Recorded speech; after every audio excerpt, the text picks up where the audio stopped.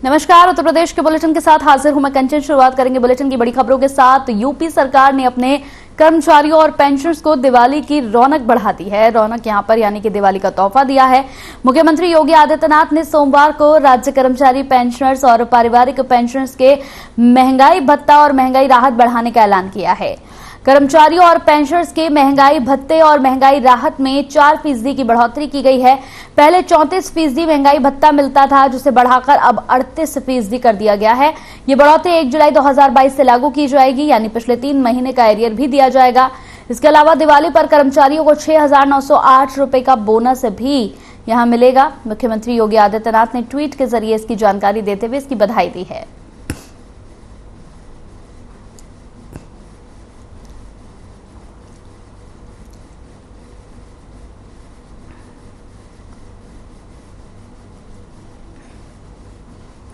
तो भोजपुरी फिल्म आन बान शान का प्रीमियर लखनऊ के यहां आइनॉक्स में किया गया, जिसमें यूपी सरकार के औद्योगिक विकास मंत्री नंद कुमार गुप्ता नंदी पहुंचे। फिल्म के डायरेक्टर सहित अभी कलाकारों को यहां पर बधाई दी। बता दें कि फिल्म अयोध्या में शूट की गई है। फिल्म आन बान शान भारत समाचार के डायरेक्टर गौरे गुलाटी भी यहां पर मौजूद रहे। आइनॉक्स में मंत्री नंद गोपाल का स्वागत किया। भोजपुरी फिल्म अवार्ड कमेटी के अध्यक्ष विनोद गुप्ता और अजय गुप्ता के निर्देश में बनी है ये फिल्म। यूपी सरकार की फिल्म बंधु की फिल्म नीति के तहत बनाई गई है। मंत्री नंद कुमार गुप्ता नंदी ने कहा कि योगी सरकार में लगातार यूपी का विकास हो रहा है। आज उत्तर प्रदेश में उत्तम प्रदेश में आज सर्वोत्तम प्रदेश ये बन चुका है।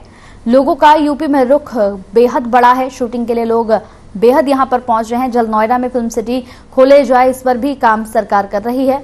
फिल्मों को लेकर उन्होंने कहा कि यूपी में अब ज्यादा फिल्में शूट हो रही हैं। ये बेहतर माहौल सरकार ने उपलब्ध कराया है।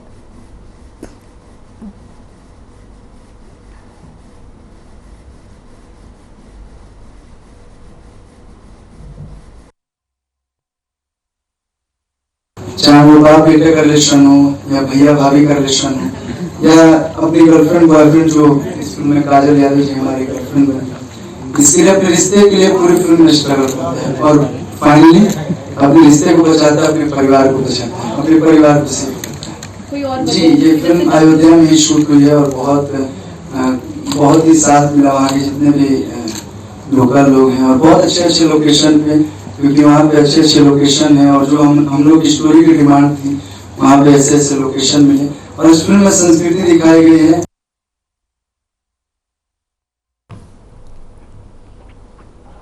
तो वहीं कन्नौज में पुलिस अधीक्षक ने पुलिस कर्मियों के प्रतिभा को निखारने के लिए अनोखी पहल की है।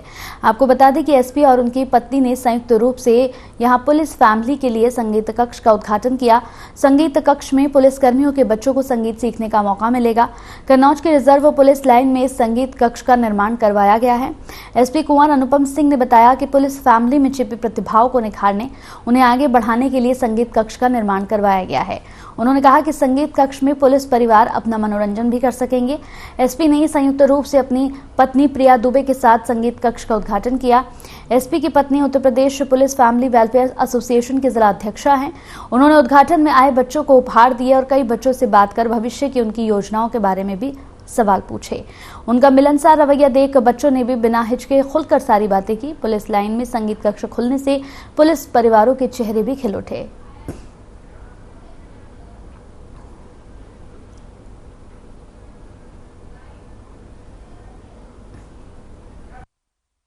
वामा सारथी के बैनर तले Uttar Pradesh police family welfare association के तत्वाधान में आज पुलिस परिवारजनों और उनके बच्चों के लिए मनोरंजन और कल्याण की दृष्टि से संगीत कक्ष का उद्घाटन किया गया है। यह कक्ष पुलिस कर्मियों और पुलिस परिवारजनों के मनोरंजन, उनकी स्किल एनहेंसमेंट की दृष्टि से काम करेगा और समय समय पर जिन्हें भी सिखलाई होनी है, सीखना है, एक अच्छे टीचर के माध्यम से यहाँ पे सिखलाई भी होगी।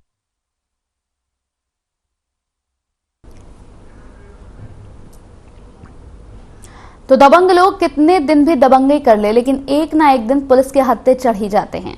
ऐसा ही कुछ हुआ गाजियाबाद में, जहां एक दबंग ने बंदूक का डर दिखाकर 10 लाख की रंगदारी मांगी थी, जिसके बाद पुलिस अलर्ट हो गई और आरोपी को धर दबोचा। जिसके बाद से एक पिस्टल यहां पर उससे बरामद की गई है, 3 जिंदा कारतूस, 32 बोर का तमंचा, 315 बोर का तमंचा भी इसके पास से यहां पर बरामद किया गया है।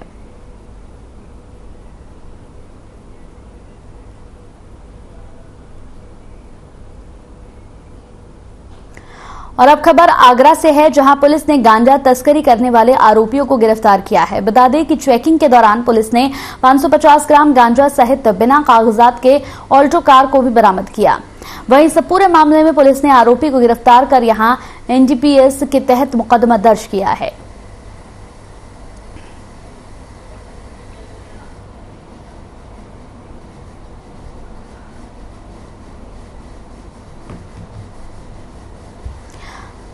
खबर बरेली से है, जहां एडीजीपी राजकुमार की अध्यक्षता में यहां आगामी त्योहारों के अवसर पर पटाखों के विक्रेताओं के संबंध में बैठक हुई। इस दौरान एडीजीपी ने कहा कि धनतेरस और दीपावली का त्योहार बड़ी धूमधाम से मनाया जाता है। वहीं उन्होंने पटाखों विक्रेताओं से कहा कि शासन की गाइडलाइन के अनुसार ही पटाखों की बिक्री की जाए। जहां पर पटाखों की दुकान चिन्हित की गई है, वहीं पर दुकानें लगाएं। पटाखों के गोदाम में कोई भी ज्वलनशील पदार्थ न रखें और अगरबत्ती का भी प्रयोग न करने की सलाह दी। साथ ही फायर सेफ्टी की पूर्ण व्यवस्था रखें। आगे कहा कि कोई भी ऐसा कार्य ना करे जिससे प्रशासन को यहां कार्रवाई करने की जरूरत पड़े। बरेली जनपद गंगा जमुना की तहजीब की संस्कृति के लिए जाना जाता है, इसको हमेशा बनाए रखें। उन्होंने सभी संबंधित पुलिस और प्रशासनिक अधिकारियों से कहा कि अपने अपने क्षेत्रों में दीपावली के त्योहार पर समय समय पर भ्रमण करते रहें। बैठक में आईजी पुलिस, जिलाधिकारी, एसएसपी सहित कई समाजसेवी और पटाखा विक्रेता भी उपस्थित रहे।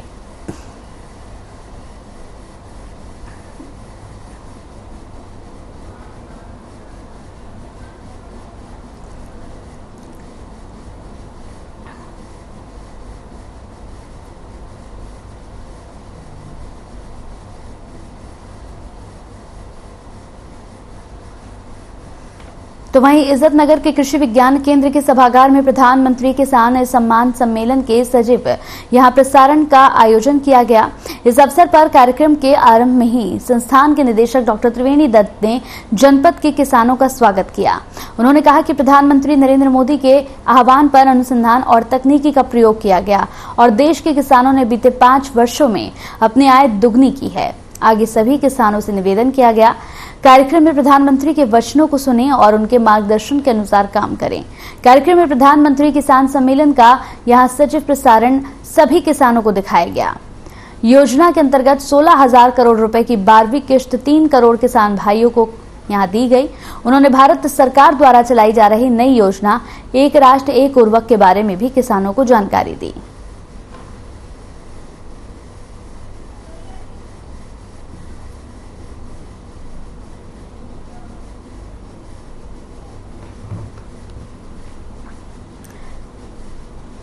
तो वहीं हरदोई में प्रदेश सरकार में उच्च शिक्षा राज्य मंत्री रजनी तिवारी के यहां रामकथा करने पहुंचे देश के प्रसिद्ध राम कथावाचक प्रेम भूषण महाराज ने यहां हिजाब के साथ साथ हिंदू समाज के घूंघट प्रथा का विरोध किया है। उनके मुताबिक जब जयमाला जैसी चीजें सार्वजनिक रूप से होती हैं तो बहुओं को घर में सूट सलवार पहनकर घूमना चाहिए। उन्होंने मदरसों से लेकर स्कूलों में राष्ट्र प्रेम की शिक्षा पर जोर दिया।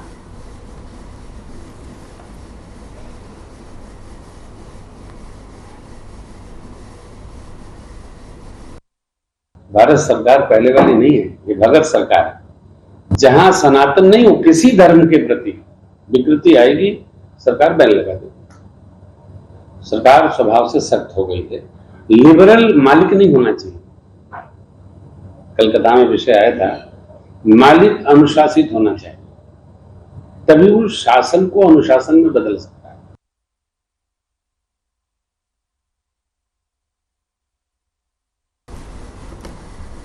तो वहीं झांसी के ब्लॉक मुख्यालय बंगरा स्थित गायत्री शक्ति पीठ पर सोमवार के दिन निःशुल्क नेत्र परीक्षण शिविर का आयोजन किया गया, जिसमें चित्रकूट के वरिष्ठ नेत्र चिकित्सकों द्वारा आंखों के निःशुल्क जांच और इलाज किया गया। बता दें, नेत्र चिकित्सक डॉक्टर राकेश गर्ग के नेतृत्व में doctor Sudhanshu Chaturvedi, doctor Ram Pratap Pandey, doctor Ram Swaroop Verma, doctor गौरव तिवारी की 5 सदस्यीय डॉक्टरों की टीम ने लोगों का निःशुल्क इलाज और परीक्षण किया। जहां गायत्री शक्ति पीठ बंगरा के मुख्य ट्रस्टी सुरेश चंद्र, यहां पर बवेल दुर्ग प्रसाद कुशवाहा, ब्रजमोहन सिंह समेत तमाम लोग मौजूद रहे।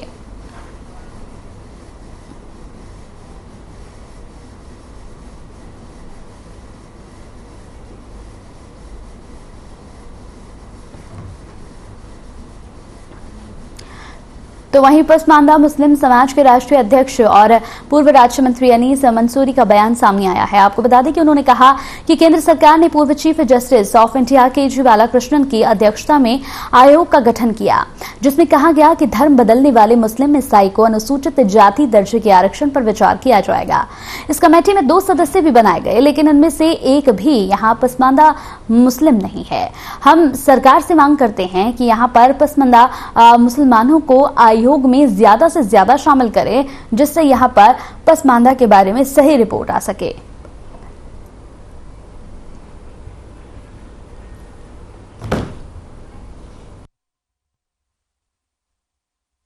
करना है तो हमारे बीच में आए और बात करें। बात फिक्रमंदी पसमानदा मुस्लिम समाज की दिखाते हैं और चले जाते हैं मौलाना रियासी से मिलने दिल्ली चले जाते हैं। आरएसएस के प्रमुख मोहन भागवत जी, अरे समस्या मेरी जानकारी आपको करना तो मेरे पास आइए। हम लोग पिछले 15 वर्षों से पसमानदा मुस्लिम समाज पर काम कर रहे हैं। कोने कोने गली कूचे में जाके उनके हालात को समझा है, पढ़ा है, उस पर काम किया है। और आप उनके पास जा रहे हैं जिन लोगों ने हमेशा पसमानदा मुस्लिम समाज को 75 सालों से पीछे करने का काम किया।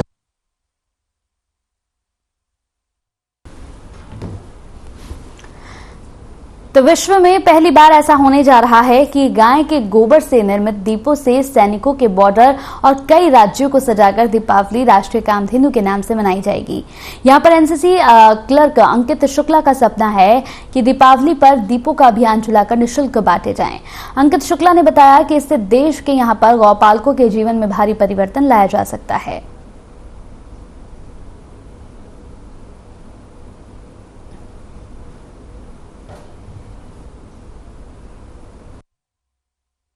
आज जो हमारी गौ माता बेसहारा घूम रही है, उसको स्तंभ देने के लिए हम आम जनमानस को जागरूक कर रहे हैं दीप बनाकर। और बल्कि हम लोग दीप ही नहीं बना रहे, बाकी हम लोगों ने गणेश, लक्ष्मी, अन्य भी सामग्री बना रहे हैं पूजे के संबंध में। हम लोगों ने ये संकल्प लिया है कि 33 करोड़ दीप बनाएंगे और सरहद पर देश और प्रदेश में लोगों को जागरूक करने के लिए ये दीप को इस बार हम लोग जो दिवाली है उसका नाम राष्ट्रीय कामधेनु के नाम से मनाएंगे।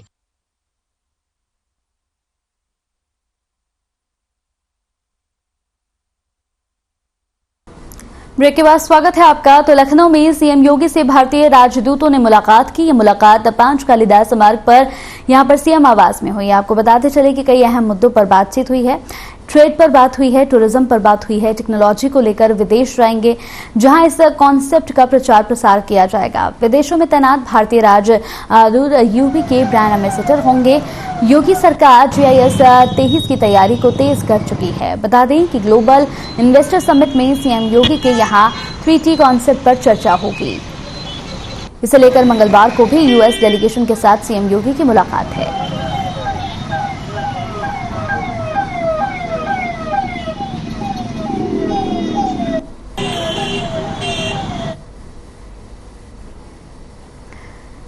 तो बड़ी खबर इस वक्त की टीवी स्क्रीन पर आपको दिखाने जा रहे हैं। अयोध्या से इस वक्त की बड़ी खबर आ रही है। सूत्रों के हवाले से बड़ी अहम खबर सामने आई।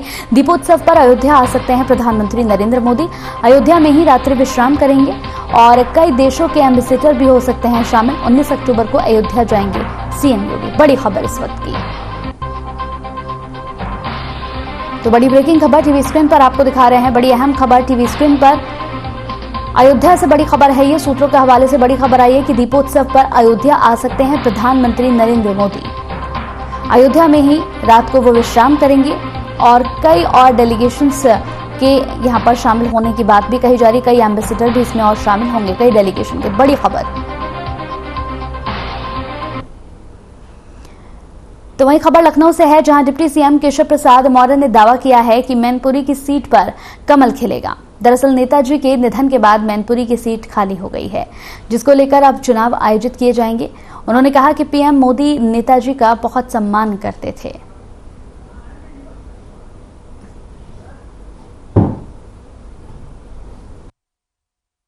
नेताजी के प्रति हम सब का बहुत सम्मान है। स्वयं माननीय प्रधानमंत्री जी उनका कितना सम्मान करते हैं कि उनके चुनाव क्षेत्र में प्रचार करने न तो वह 2014 में गए थे और न 2019 में गए थे।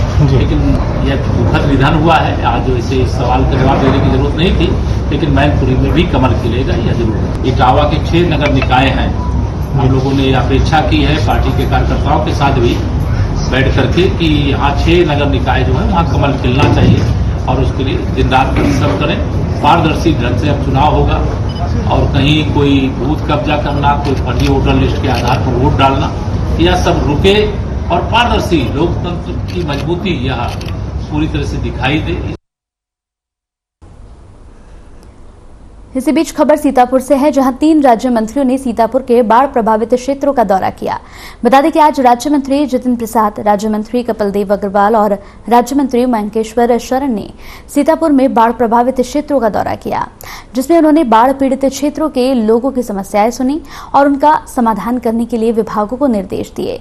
जितिन प्रसाद ने कहा कि जिन लोगों के घर बाढ़ में गिर गए हैं उनको पीएम आवास प्रदान किया जाएगा। गांव के लोगों ने शौचालय की समस्या बताई, जिसे लेकर मंत्रियों ने संबंधित अधिकारियों को निर्देश दिए हैं।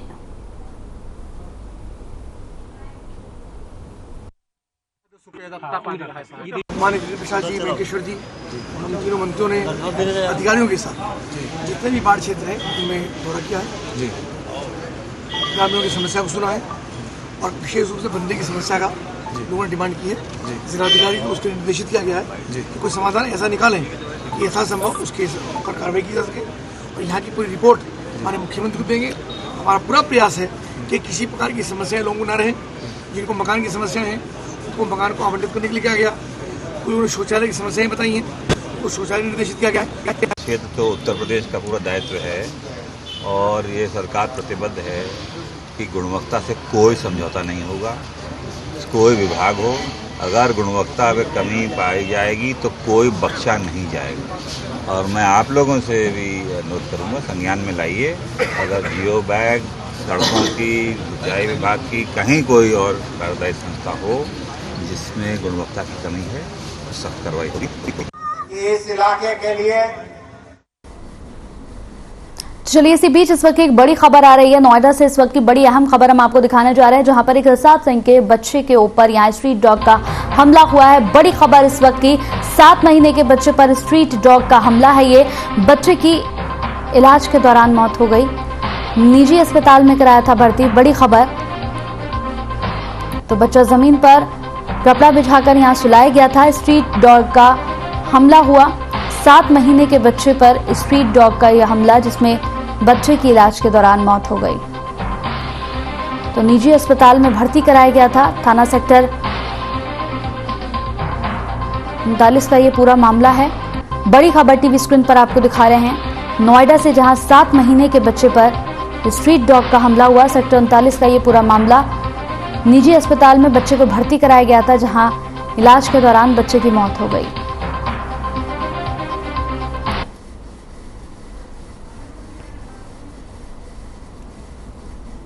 तो आपको बता दें कि यहाँ पर बच्चा जो है वो कपड़ा बिछाकर बच्चे को लिटाया हुआ था। 7 महीने का बच्चा था। स्ट्रीट डॉग ने ये हमला किया। आपको बता दें कि बच्चे के माँ बाप इस सोसाइटी में यहाँ पर मजदूरी कर रहे थे और बच्चे को एक कपड़ा बिछाकर नीचे सुलाया हुआ था। इसी दौरान कुत्ते के हमले से, इस स्ट्रीट डॉग के हमले से यहाँ पर बच्चे की मौत हो गई। बच्चे को तुरंत, जैसे ही ये हमला किया गया उसके बाद तुरंत बच्चे को अस्पताल में भर्ती कराया गया, जहां इलाज के दौरान बच्चे की मौत हो गई। 7 महीने के बच्चे पर स्ट्रीट डॉग का यह हमला बेहद दुखद, बच्चे की इलाज के दौरान मौत हो गई। तो ये सोसाइटी जहां पर पूरा ये काम चल रहा था, जहां पर उसके माता पिता मजदूरी का काम करते थे, 7 महीने के बच्चे को यहाँ कपड़ा बिछाकर लिटाया हुआ था और माता पिता दोनों मजदूरी कर रहे थे। इसी दौरान स्ट्रीट डॉग का ये पूरा हमला हुआ और बच्चे को तुरंत अस्पताल ले जाया गया, लेकिन अस्पताल में डॉक्टरों ने मृत घोषित कर दिया।